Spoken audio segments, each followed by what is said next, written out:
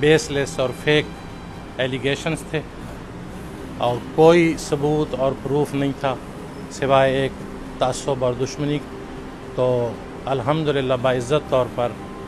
जज ने पूरी हेयरिंग के बाद, ट्रायल के बाद मुझे बरी कर दिया है। ये बिल्कुल एक बहुत बड़ी पहचान है कि हमने जो दावा किया था कि हमारी कोई इन्वॉल्वमेंट नहीं है,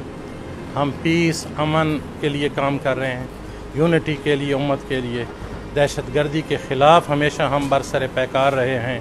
और हमने इन क़ुव्वतों के ख़िलाफ़ चूँकि आवाज़ उठाई है, क्योंकि पहले अल्लामा साजिद अली नकवी जो कायद हैं और नवाब अमानुल्लाह सियाल जो एक्स MNA हैं वो भी इसमें बरी हो चुके हैं कि जितने मकातब फ़िक्र के सीनियर लीडर्स हैं उन्होंने हमारी सपोर्ट की, उन्होंने शहादत दी कि ये अमन के दाई फ़कत नहीं हैं बल्कि प्रैक्टिकल इन्होंने पाकिस्तान में अमन और यूनिटी के लिए काम किया है, जिसमें जमात इस्लामी है, मौलाना फजलुर रहमान हैं,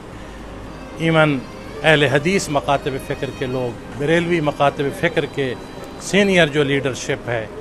सब ने हमारी सपोर्ट और हिमायत की। हमारे वकील सैयद जुल्फ़िकार अब्बास नकवी ने बहुत मुहज़्ज़बाना, शरीफाना दलाइल के साथ बात की। ठीक है, तकरीबन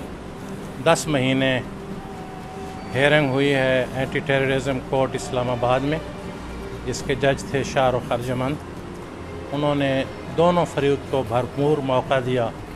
कि अपने अपने दलाइल कानूनी, लीगली और भरपूर तरीके से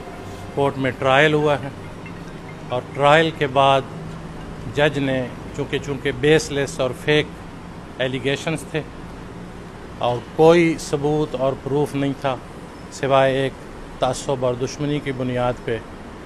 तो अल्हम्दुलिल्लाह बाइज़्ज़त तौर पर जज ने पूरी हेयरिंग के बाद, ट्रायल के बाद